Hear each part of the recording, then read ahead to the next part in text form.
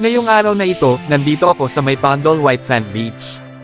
Sabi nila malinaw ang tubig dito at safe. Una muna nagrente ako ng paddleboard. Pero nakimarites na rin ako. Aba totoo nga, malinaw yung tubig dito, hindi siya ganon kalalim kaya safe siya sa mga bata.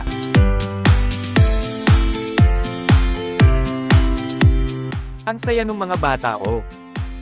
Gusto pa yatang makipagkarera sa akin. Hindi ako magpapatalo.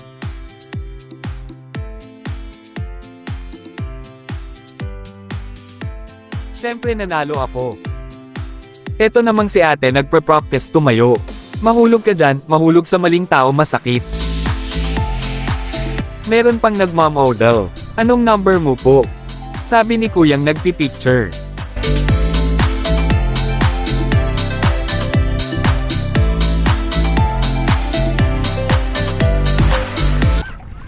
Ang galing naman ni kuya mag-paddleboard. Sige dyan muna kayo. Mag-enjoy muna ako dito. Bye!